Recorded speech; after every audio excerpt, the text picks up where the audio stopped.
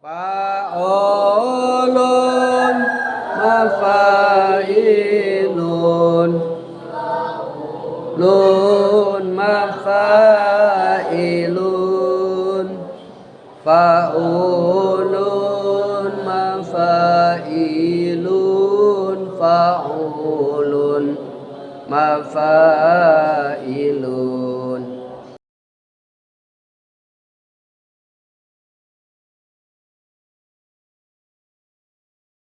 Bismillahirrahmanirrahim. Wa kadzalika fi sairil akhlaqi nahwil jud wal bukhli wal jubni wal jur'ati wat takabburi wat tawaddu wal ifati wal israfi wat taktiri wa ghairiha. Untuk selanjutnya masih membahas masalah wajib menuntut ilmu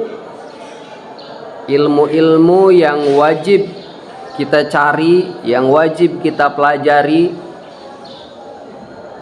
Selain ilmu hal, juga ilmu-ilmu yang berhubungan dengan aktivitas kita.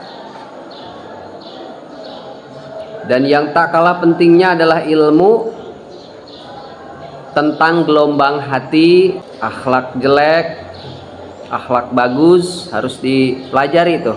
Bahkan di sini wa kadzalika fi sairil akhlak, wajib juga kita mempelajari tentang masalah akhlak. Ilmu akhlak penting, apalagi seorang santri. Santri itu terkenal akhlaknya.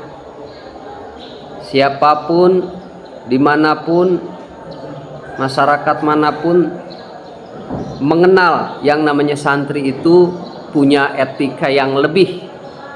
Santri itu terkenal kebagusan akhlaknya. Maka kita harus mempelajari daripada ilmu akhlak tentang karakter. Dan memang ini yang menjadi misi utama Rasulullah. Innama bu'itsu liutammima makarimal akhlak. Sesungguhnya aku diutus ke muka bumi ini untuk menyempurnakan akhlak. Seseorang yang tidak punya akhlak akan lebih mudah untuk menjadi orang kafir. Maka nanti di depan akan dijelaskan secara tegas bahwa orang itu tidak akan menjadi kafir dengan dia melakukan dosa. Tapi seseorang akan menjadi kafir apabila dia meninggalkan hormat, apabila dia tidak punya etika, apabila tidak punya akhlak. Maka akhlak penting, etika penting, harus kita kedepankan. Ya, orang melakukan dosa, yang penting dia masih punya akhlak, merasa punya dosa, merasa berdosa, belum kafir. Tapi kalau orang nggak punya etika, nggak punya akhlak, begitu dia melakukan dosa, dia tidak merasa kalau dia melakukan dosa.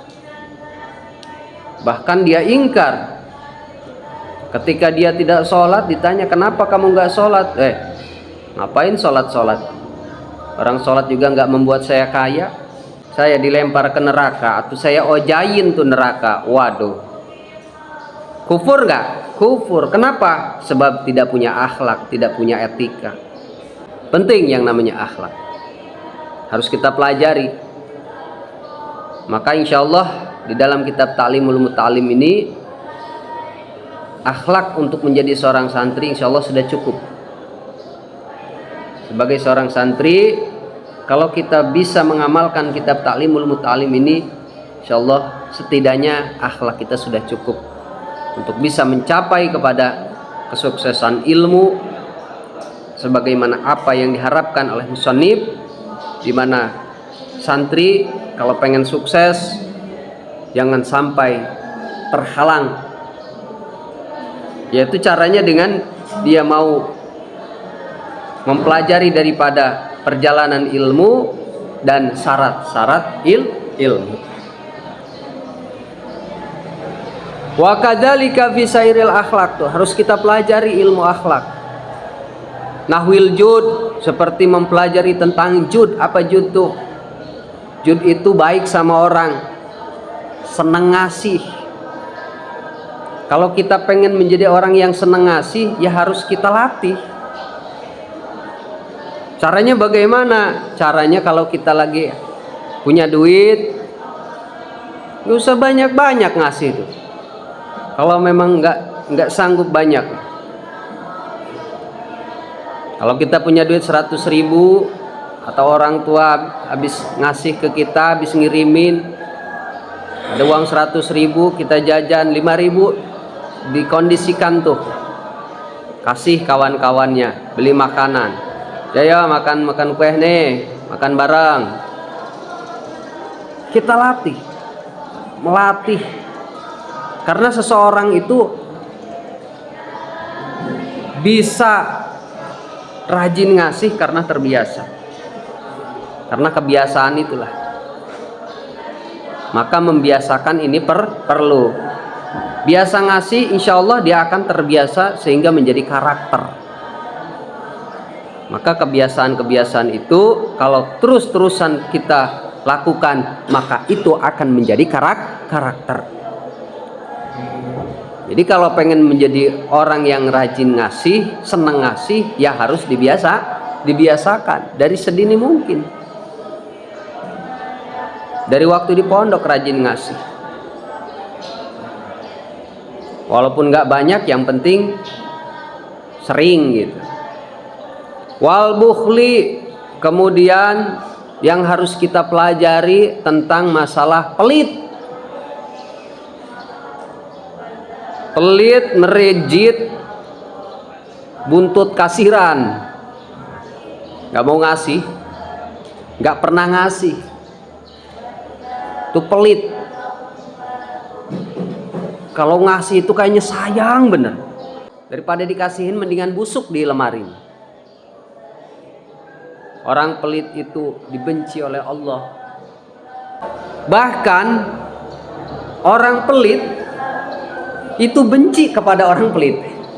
Orang pelit dia benci, dia nggak suka dengan orang yang pelit. Jaid pelit, ada Umar pelit, Jaid pasti nggak suka dengan Umar. Kenapa kamu nggak suka sama Umar? Si Umar itu pelit, nggak merasap, dia hanya pelit. Nah maka pelit ini harus kita permak, harus kita buang pada diri kita. Ya caranya tadi itu, dengan menanamkan sifat jud, dengan kita rajin ngasih sama orang, insya Allah sifat pelit itu akan hilang. Kemudian wal jubni, yang tergolong etika. Jadi nanti tinggal kita pisahkan nih ya, mana etika yang baik, mana etika yang jelek, mana akhlak yang bagus, mana akhlak yang jelek. Sehingga yang bagus ambil, yang jelek tinggalkan. Wal jur'ah tuh, sifat pemberani, jur'ah. Orang yang berani itu yang kayak mana? Orang yang berani itu adalah orang yang ya tidak pernah merasa takut dengan hal apapun kecuali hanya kepada Allah. Tidak akan pernah merasa takut dengan hal apapun. Sama siapapun tidak akan pernah takut kecuali hanya kepada Allah. Tapi kalau dia melakukan dosa ya harus takutlah. Kalau dia salah harus takut. Jangan beraninya berani babi. Berani babi itu apa? Nyeruduk aja. Salah dia berani. Ya kita harus berani karena benar, harus takut karena salah. Cuman penyakit berani ini juga lumayan melatihnya, luar biasa, susah. Melatih sifat berani ini susah. Iya, kadang-kadang kita kan, jangankan kita menghadapi sesuatu yang berbahaya misalkan kan, malam aja kadang-kadang kita mah gelap dikit udah takut. Takut sama apa sih sebenarnya? Hantu. Hantu kok ditakutin. Cuman malam gelap aja kita mau udah takut. Belum lagi kita takut macem-macem. Bahkan manusia itu banyak kena penyakit takutnya. Takut miskin, takut menderita, takut terkena musibah yang berat, takut ini, takut itu, wah, udah macam-macam. Apalagi takut miskin, ini berbahaya. Ya, orang yang takut miskin sebetulnya dia sudah miskin, walaupun dia masih kaya, walaupun dia duitnya banyak. Ketika ada rasa takut miskin, sebenarnya dia itu miskin. Makanya takut ini tergolong daripada musyrik, walaupun musyriknya musyrik hobi. Iya, kalau orang udah takut itu berarti kan seolah-olah nggak percaya kepada Allah. Padahal segala sesuatu sudah ditakdirkan oleh Allah, segala sesuatu sudah ditentukan oleh Allah. Jadi semua itu sudah ada ketentuan Allah Subhanahu wa taala. Tinggal kita bagaimana menghadapi, menerima daripada apa yang sudah ditentukan oleh Allah. Tinggal sikap kita sebetulnya. Maka ini perlu kita latih. Berani ini perlu kita latih, perlu kita biasakan. Yang kita takutkan hanya Allah. Yang kita takutkan bagaimana kita melakukan dosa. Yang kita takutkan bagaimana Allah membenci kita. Yang kita takutkan bagaimana kalau misalnya kita sedang melakukan dosa, diambil oleh Allah Subhanahu wa taala, dimatikan oleh Allah Subhanahu wa taala dalam keadaan mati suul khotimah. Itu yang kita takutkan. Tapi kalau hal-hal yang biasa, jangan pernah kita takut. Takut miskin, takut menderita, takut kena musibah, takut mati. Ya sudah, kalau memang takut mati, ya sudah berhenti hidup. Takut hidup Pak Ustadz, ya sudah mati saja. Penyakit sebetulnya. Makanya kadang-kadang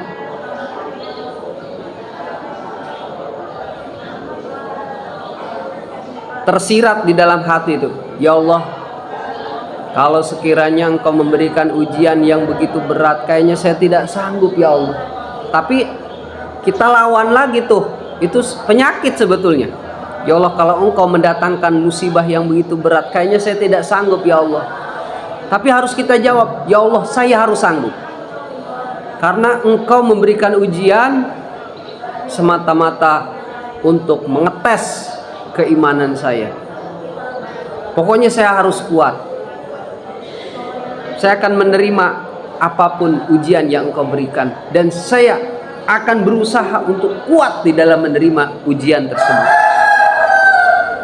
Jangan belum apa-apa, pokoknya belum diuji, udah nyerah duluan. Ya Allah, kayaknya kalau dikasih ujian yang begitu berat itu saya kayaknya sudah nyerah.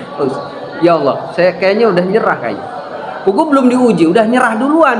Harus menjadi orang yang mental baja, jangan mental tempe. Harus menjadi orang yang mental baja, jangan menjadi orang yang mental tempe. Harus berani, harus kuat, berani di dalam berbuat kebaikan, berani menghadapi segala macam ujian dan cobaan rintangan. Apalagi seorang pejuang mah harus pemberani. Santri adalah seorang pejuang, berjuang di jalan Allah, harus berani. Ala inna awliya Allah la khaufun alaihim walahum yahzanun. Yang namanya kekasih Allah itu tidak ada yang namanya takut, tidak ada yang namanya sedih, nggak ada. Maka seorang pejuang mah harus menghapus air mata. Air mata hanya untuk orang lemah. Cukuplah air mata tuh dulu yang kita keluarkan. Waktu kita baru lahir nangis, sudah cukup itu aja. Waktu masih kecil kita main, ya jatuh, kaki kita sakit, nangis, udah cukup itu aja lah. Sekarang sudah menjadi orang yang remaja, bahkan mau dewasa, udah cukup. Air matanya sudah habis. Cukup dulu saja tuh air mata keluar. Sekarang air mata kita sudah tidak untuk dalam perjuangan. Ya, hapus air mata kita. Air mata menangis hanya untuk orang-orang lemah. Tidak ada takut, tidak ada sedih bagi seorang aulia illah, bagi seorang kekasih Allah. Kita harus menerima tabah dengan apa yang diberikan oleh Allah Subhanahu wa taala. Tapi walau demikian, tetap kita harus terus berdoa kepada Allah Subhanahu wa taala supaya diberikan keringanan dari setiap langkah, dari setiap ujian yang diberikan oleh Allah Subhanahu wa taala. Tetap memohon perlindungan dari Allah Subhanahu wa taala. Maka doa yang mahal tuh dari guru harus selalu kita baca. Ya, setiap habis sholat baca tuh Allahumma kshif anna wasrif anna wadfa anna labala wal waba wal fahsya wal qahta wal fitan wal mihana wal humum wal gumum wal ahzab wal kuruba wasyadaida wasyarrul a'dai wasyarrul hasidin. Apalagi di zaman sekarang, waduh, ujian dan rintangan begitu berat. Kita syiar ini berat. Arus teknologi, arus informasi sekarang sudah luar biasa. Sekarang mah siapa saja punya HP ya. Kalau pembisnis punya HP wajar. Ustadz kiai punya HP wajar. Lah ini kadang-kadang tukang ngangon bebek punya HP. Begitu ditelepon lagi apa? Lagi ngangon bebek nih. Begitu nggak ada kuota, dijual tuh HP-nya. Pakai beli kuota. Teleponnya pakai apa? Pakai bebek aja. La haula wala quwata illa billah. Ujian kita ke depan semakin berat. Rintangan dan hambatan hidup ini akan semakin tajam ke depan. Maka jauh-jauh hari para ulama mengingatkan,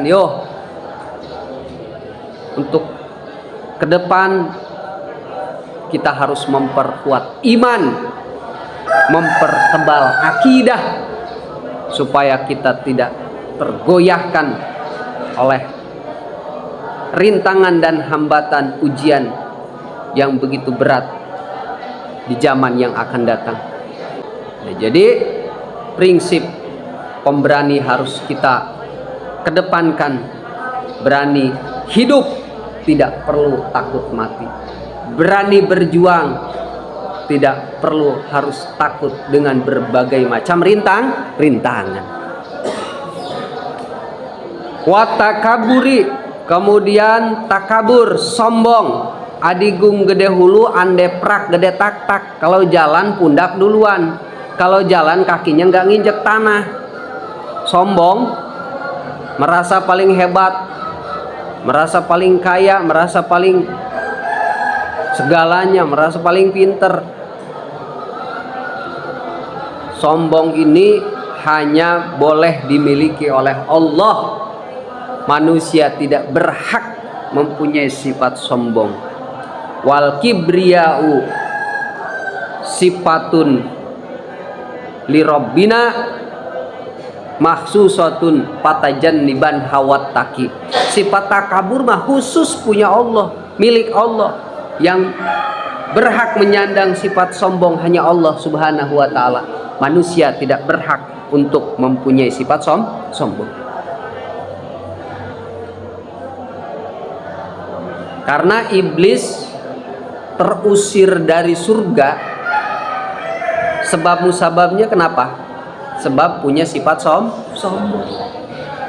Padahal iblis itu sudah luar biasa, ya. Iblis itu seniornya para malaikat, bukan junior lagi, seniornya para malaikat.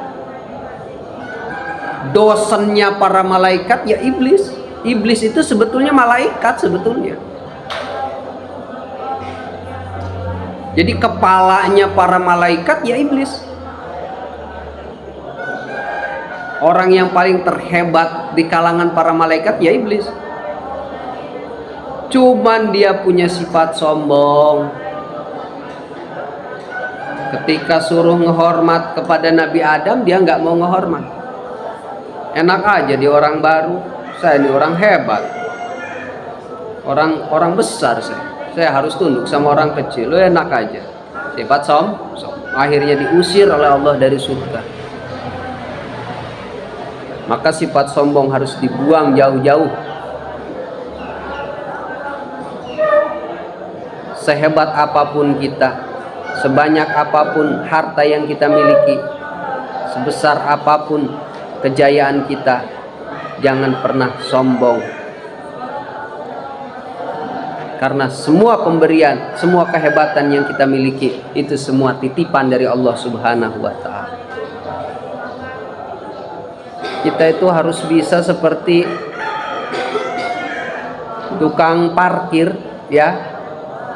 Supaya kita tidak menjadi orang yang sombong, kita harus berusaha bagaimana kita bisa seperti seorang tukang parkir. Tukang parkir mah, walaupun mobilnya banyak, motornya banyak, nggak pernah sombong. Coba kayak tukang parkir. Nggak ada tukang parkir yang petang-tang, peteng-teng. Deh, mobil saya banyak, motor saya banyak. Nggak sombong tukang parkir mah, mobilnya banyak, motornya banyak. Terus kalau diambil sama yang punyanya, marah nggak tukang parkir? Enggak. Ketika yang punyanya datang ngambil, ya dia biasa-biasa. Nah, kalau kita pengen membuang sifat sombong, maka semua yang diberikan oleh Allah kepada kita harus bisa menyikapinya seperti seorang tukang parkir. Satu, jangan merasa punyanya. Terus kalau misalnya diambil tidak merasa kehilangan, biasa-biasa saja. Karena semuanya titipan dari Allah Subhanahu wa Ta'ala. Pangkat, jabatan, harta, dan lain sebagainya titipan Allah, termasuk ilmu titipan Allah yang kita tidak boleh merasa sombong. Kemudian wal ifati, sifat yang harus kita pelajari adalah ifah, menjaga hal-hal yang haram. Kita harus bisa menjadi orang yang ifah, menjaga sesuatu yang haram, menjaga keharaman-keharaman, menjaga dosa, menjaga maksiat, menjaga diri dari berbuat kezaliman, memelihara diri dari berbuat yang dibenci oleh Allah Subhanahu wa Ta'ala. Maka ifah, sifat menjaga dari perkara yang haram, harus ditanamkan pada diri kita. Caranya, setiap kita mau berbuat, kita harus pikir dulu, apakah perbuatan ini diridhai oleh Allah Subhanahu wa Ta'ala. Karena sesuatu apapun yang kita lakukan itu ada tanggung jawabnya. Ya, apapun yang kita ambil, apapun yang kita makan, jangankan banyak, sedikit, bahkan setetes air, sesuap makanan, itu ada tanggung jawabnya di hadapan Allah Subhanahu wa Ta'ala. Jadi untuk melatih ifah, menjaga dari barang haram, kita harus pikir dulu setiap kita mau berbuat sesuatu.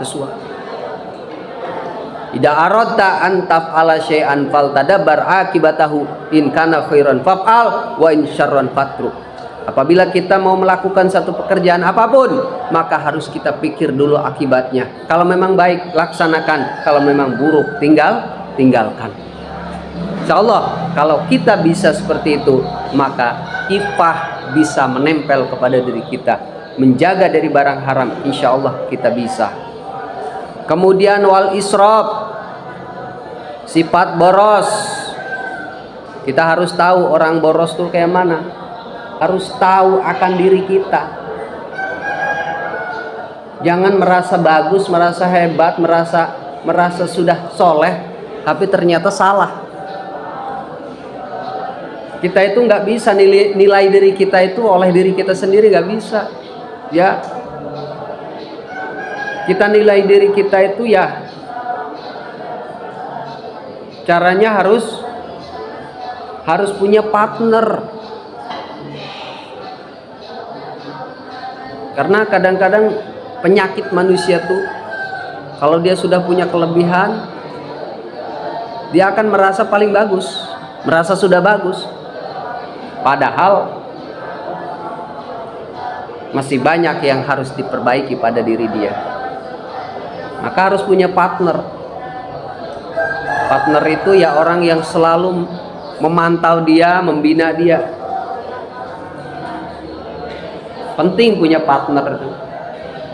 Orang yang selalu memantau dia, memperbaiki dia, meluruskan dia ketika dia salah. Maka untung kita tinggal di pesantren, selalu dipantau oleh guru. Ya, dibina akhlak, dibina karakter kita. Kalau nggak bagus ya diperbaiki. Kalau sudah bagus ya ditingkatkan lagi, dipertahankan, kan seperti itu. Nah, boros ini juga adalah penyakit yang harus dibuang. Boros itu harus dibuang. Kalau santri boros itu kayak mana? Ya, dia dikasih jatah seminggu 50.000, sehari udah habis tuh 50.000. Itu boros kayak gitu, berlebihan, nyiksa orang tua. Buku jatahnya seminggu 50.000, sehari 50.000. Ujung-ujungnya apa? 6 hari ke depan dia minjem sana sini, nggak bisa minjem, ujung-ujungnya mulung, nggak bisa mulung malang, nggak bisa malang maling. Kan bahaya kayak gitu. Karena dia udah terbiasa boros, terbiasa makannya banyak, jajannya banyak, begitu nggak punya duit kan bingung ya. Ujung-ujungnya cari pinjaman sana sini, cari pinjaman nggak dapat, ya ujung-ujungnya maling. Naudzubillah, summa naudzubillah. Makanya sifat boros harus dibuang jauh-jauh. Kemudian wataktir, sifat terlalu irit, ini juga jangan. Kalau terlalu irit itu terlalu orang menjajan 2.000 dia menjajan gopek, la haula wala quwata illa billah. Ya kalau terlalu irit banget sih enggak ya. Iya, duit banyak kok makan pakai ikan asin aja. Kapan mau menikmati hartanya kan gitu. Ya dinikmati lah hidup ini kan gitu. Duit banyak ya Allah, iritnya makan kayaknya sayang bener, makan dikit takut habis hartanya. La haula wala quwata illa billah. Terlalu iri. Ya sedang-sedang aja lah ya. Makanya kita harus punya prinsip seperti ini. Seirit mungkin, tapi harus ada patokan ke bawahnya. Seirit mungkin, sepanjang perlu. Itu. Ya irit perlu, tapi harus sepanjang perlu. Artinya apa? Bahasa seperti ini. Seirit mungkin, sepanjang perlu. Ya kita jangan terlalu irit banget gitu. Duit banyak makan gitu cuman ikan asin kan keterlaluan kan gitu. Fa innal kibar wal bukhla wal jubna wal israf haramun. Jadi dari berbagai macam etika tadi ya kita harus pilah dan pilih. Mana yang bagus, mana yang jelek. Yang jelek harus kita buang. Seperti takabur harus dibuang jauh-jauh. Wal jubni, kemudian penakut juga harus kita buang. Wal israf, boros. Ini adalah sifat-sifat yang jelek yang harus kita buang. Ustadz, mohon maaf tadi kan katanya jangan terlalu irit, jangan boros. Terus harus kayak mana dong? Ya sedang-sedang aja lah. Harus irit Ustadz? Ya harus irit. Wah berarti harus pelit dong. Wih, ya irit bukan berarti pelit. Apa bedanya irit dengan pelit? Bedanya kalau irit mah ya dia bisa menyesuaikan diri. Ngasih mah ngasih, cuman dia ngukur. Ya. Kalau orang boros bro-broan, nah ini berlebihan. Kalau yang pelit tidak pernah ngasih. Nah, orang yang irit mas ada di tengah-tengah. Ya, dia bisa nabung, bisa nyimpen duit, tapi tetap sewaktu-waktu dia ngasih. Kalau lagi dapat kiriman dari orang tua, ya ngasih sama kawannya. Ya udah itu ya udah, nggak sampai boros gitu kan. Karena di pesantren kan harus irit-irit. Jadi ngasih mah ngasih, tapi dia ngukur, melihat situasi dan kondisi. Jadi harus bisa membedakan tuh ya, irit, pelit dengan boros. Boros buang, udah jelas kalau boros mah berlebihan ya. Terus pelit nggak pernah ngasih. Orang yang irit mah waktu ngasih, tapi dia bisa nabung, bisa nyimpan. Kalau dikasih jatah seminggu 50.000 tuh, seminggu tuh masih sisa gitu, masih ada sisa. Tuh orang irit seperti itu. Tanpa dia lupa daratan, tanpa dia tidak lupa untuk sewaktu-waktu ngasih sama kawannya. Semua sifat-sifat jelek tuh kalau secara hukum haramun, haram dalam artian kita dapat dosa. Wala yumkinu taharruz anha, dan kita tidak mungkin bisa menjaga sifat-sifat yang jelek. Tidak mungkin kita bisa menanamkan sifat-sifat yang baik pada diri kita kalau kita tidak tahu ilmunya. Illa bi ilmiha, kalau kita nggak tahu ilmunya. Maka harus dipelajari sifat jelek itu apa saja, sehingga kita bisa meninggalkannya. Sifat bagus itu apa saja, sehingga kita bisa melakukannya. Menjadikan karakter pada diri kita. Wa ilmu mayudaduha, dan kita harus mempelajari ilmu-ilmu etika-etika yang berlawanan. Takabur lawanannya tawadu, ifah lawanannya melakukan dosa, boros lawanannya irit, berani lawanannya penakut. Ya, itu lawanan-lawanan yang kita harus mengambil sikap, ambil yang bagus, tinggalkan yang jelek. Hud ma sofa wada ma kadar, ambil yang bagus, tinggalkan yang jelek. Payataridu ala kulli insanin ilmuha, maka wajib bagi seluruh manusia untuk mengetahui tentang etika-etika, sifat-sifat yang bersifat akhlak. Tentang sifat-sifat yang tadi harus kita pelajari. Akhlak-akhlak harus kita kaji. Ya, kitab Akhlak Libanen, Taisirul Kholaq perlu diaji. Waqad sonapa as-sayyidul imam al-ajalus syahid Nasiruddin Abul Qasim kitaban fil akhlak. Sungguh Sayyid Imam Al-Ajal Asy-Syahid Nasiruddin Abul Qasim telah mengarang kitaban, suatu kitab fil akhlak, yang pannya pan akhlak.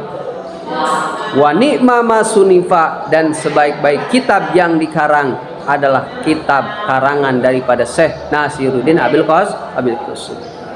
Jadi kalau kita pengen mengkaji kitab akhlak yang bagus, kitab akhlak yang lengkap, maka kajilah kitab akhlak karangan Syekh Nasiruddin Abil Qasim.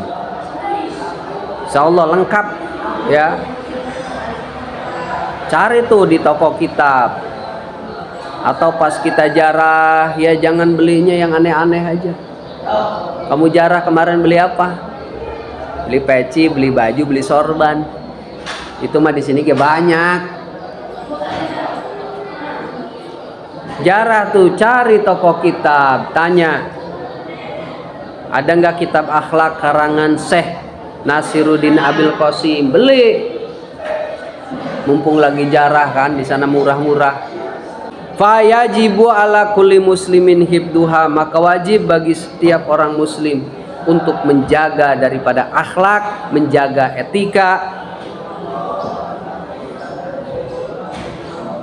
menjadikan etika baik itu menjadi karakter, membuang etika jelek supaya tidak menjadi karakter. Karena kalau sudah jadi karakter itu susah ya, tidak akan pernah berubah lagi. Susah mau ngerubahnya kalau sudah jadi karakter.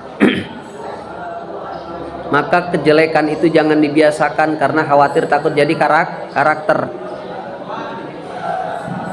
Hal-hal yang bagus yang harus kita biasakan supaya menjadi karakter yang baik. Wa amma hiddu ma yaqa'u fi ba'dil ahayin fa fardun ala sabilil kifayah. Pak Ustadz, bagaimana kalau kita mempelajari daripada ilmu-ilmu yang digunakan sewaktu-waktu, seperti mempelajari apa? Mempelajari ya ilmu nahwu, ilmu sorof. Ini kan digunakannya sewaktu-waktu. Kalau ada masalah yang sulit, maka ilmu nahwu, ilmu sorof itulah yang diperlukan.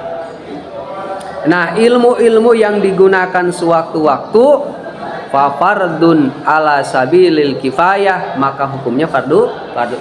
Jadi ngaji ilmu nahwu, ilmu sorof mah hukumnya fardu kifayah ya. Hukumnya fardu kifayah. Karena yang fardu mah tuh ngaji fikih, ngaji tentang sholat, nahwu sorof mah kan yang nggak dipakai sholat gitu. Tapi hukumnya fardu kifayah. Yang idza qama bihil ba'du fi baldatin saqata anil bakin. Yang apabila dilaksanakan oleh satu orang saja di dalam satu kampung, maka gugur kewajiban mengkaji ilmu nahwu sorof.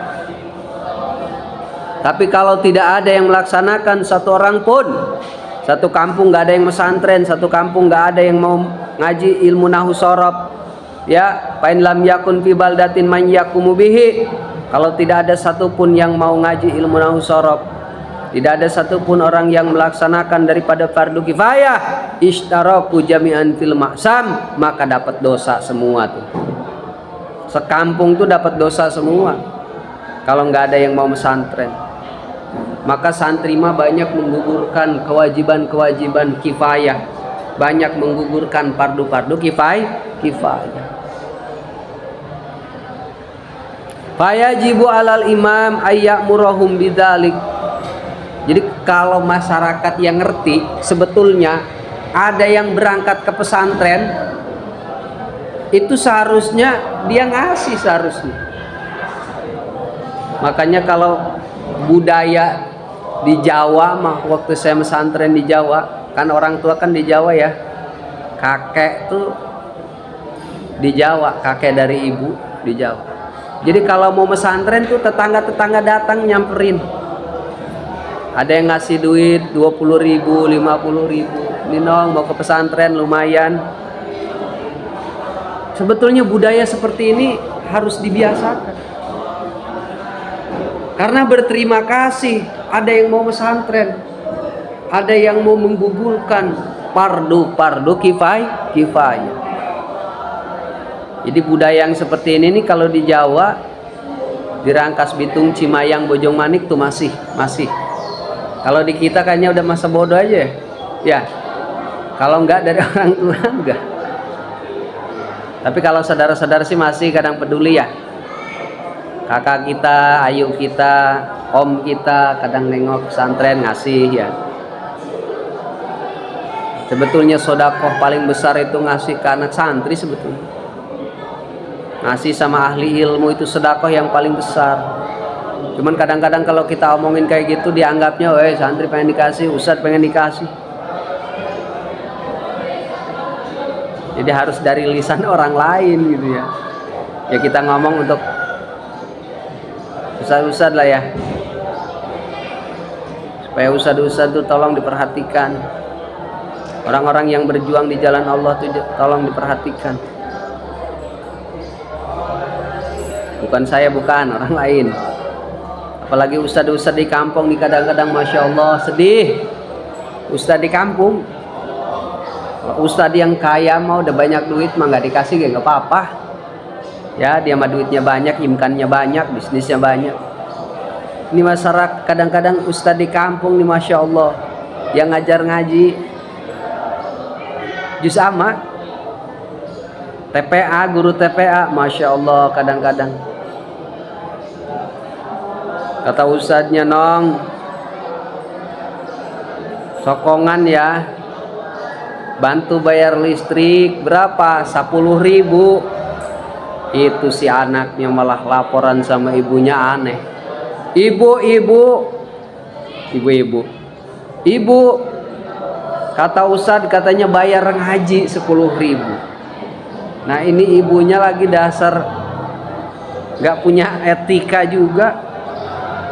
Bukannya ngasih malah dia ngoceh-ngoceh. Payah ustadz itu.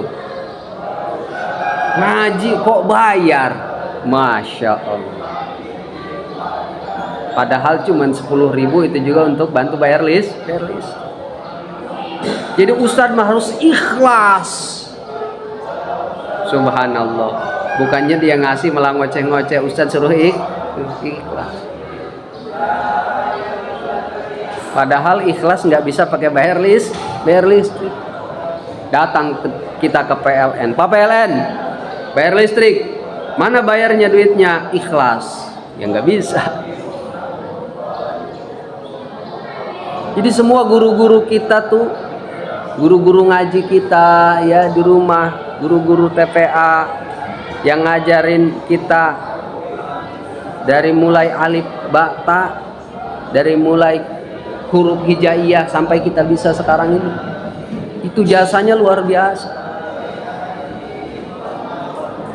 Sebetulnya keramat yang paling mahal itu, keramat yang paling sangat luar biasa, yang harus kita takdimi, yang harus kita muliakan. Kalau mereka ulama-ulama yang duitnya banyak nggak dikasih ya nggak apa-apa. Tuh guru-guru ngaji tuh yang di kampung-kampung, kalau kita mau sedekah apain jauh-jauh, kasih sama mereka.